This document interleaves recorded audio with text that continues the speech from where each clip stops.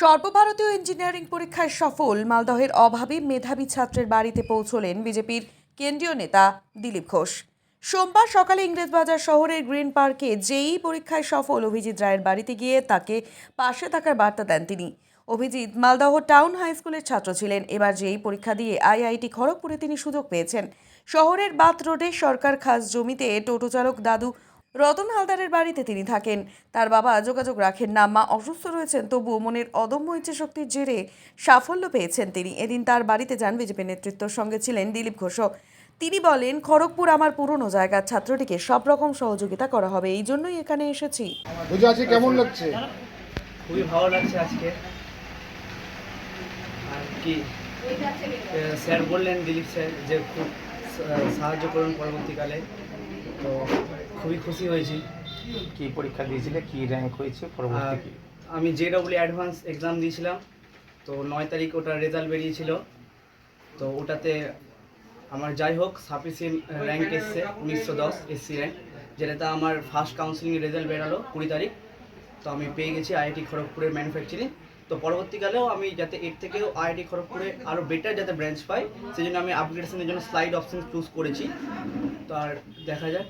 আর ব্যাপারটা হচ্ছে আমার ফাইন্যান্সিয়াল কন্ডিশন অতটা ঠিক নাই, তো সেই জন্য আমি মানে এই অনুরোধটা নিয়ে আমি স্যারের কাছে গিয়েছিলাম, আমার মিঠুন মণ্ডল স্যারের কাছে।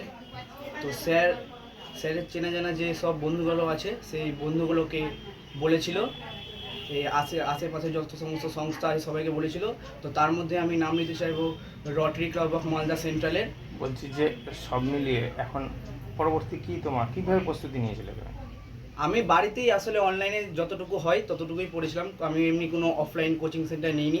আমি এইচএস দিয়েছিলাম আগের বছর, তো এই বছর আমি বাড়িতে পড়েছিলাম। এইচএসে কেমন রেজাল্ট? এইচএসে আমার খুব একটা ভালো রেজাল্ট ছিল না, ওই আমার টপ 500-এ 380 এসেছিল, তো খুব একটা ভালো আসেনি আর কি। তো এক বছর ড্রপ দিয়েছিলাম আমি, এই বিটেক করার ইচ্ছা ছিল আমার, তো সেই জন্যই আমি অনলাইনে যা পড়ার, আর আমার যেহেতু ফাইন্যান্সিয়াল কন্ডিশন অত ভালো না, সেই জন্য আমি আর কোটা বা কোনো অফলাইন কোচিং সেন্টার চুজ করিনি। অনলাইনে যা হয়। এখন কি সমস্যা, কি চাইছো? এখন হচ্ছে আমার কি, এই দাদু যে মানে আমার বাবার ঠিক আমাকে দেখে না 15 বছর ধরে। আমার মা mentally ill, bedridden for 15 years. So আমি চাই যে সংস্থা যাতে এগিয়ে আসুক, যাতে আমার পরবর্তীকালে যে ফিউচারে যে এক্সপেন্সেসগুলো, মানে বিটেক কলেজে পড়া তো চারটিখানি কথা না, আইআইটি কলেজ পেয়েছি ঠিকই, কিন্তু সেখানে খরচাটাও অনেক। যেন চাইছি যে ওরাও আমার পাশে একটু এসে দাঁড়া। হ্যাঁ বলবো, পাশে এসে বেশি অনেকজনই আসছেন। দিলীপবাবু কি বললেন? দিলীপবাবু বললেন যে ওনার নাম্বারটা দিলেন, ওনার নাম্বার দিয়ে বললেন যে পরবর্তীকালে আমাকে ফোন করিও, আমি আরও তোমার পাশে দাঁড়িয়ে আছি, কোনো অসুবিধা সেরকম হবে না। ইনফ্যাক্ট আমি শনিবার মানে 22 তারিখ আমাদের চেয়ারম্যান স্যারের কাছে গেছিলাম। চেয়ারম্যান স্যার খুব খুশি হলেন আমি আইআইটি পেয়েছি বলে। উনিও বলেছেন বুধবার ডেকেছেন এবং বলেছেন যে আমার পাশে দাঁড়াবেন আর কোনো একটা ব্যবস্থা করবেন।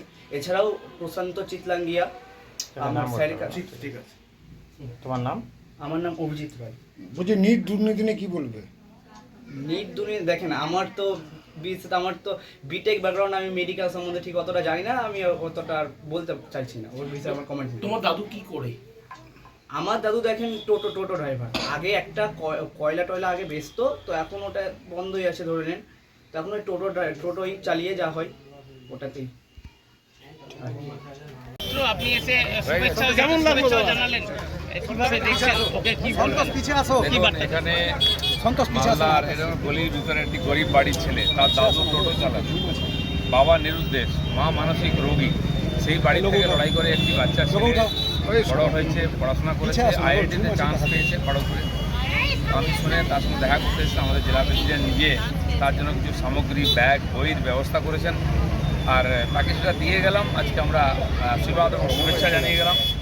এবং খড়গপুর যেহেতু আমার পুরনো জায়গা, ওখানে গেলে কোনো দরকার হলে সহযোগিতা পাই সেটাও বলে গেলাম, ফোন নম্বর দিয়ে গেলাম।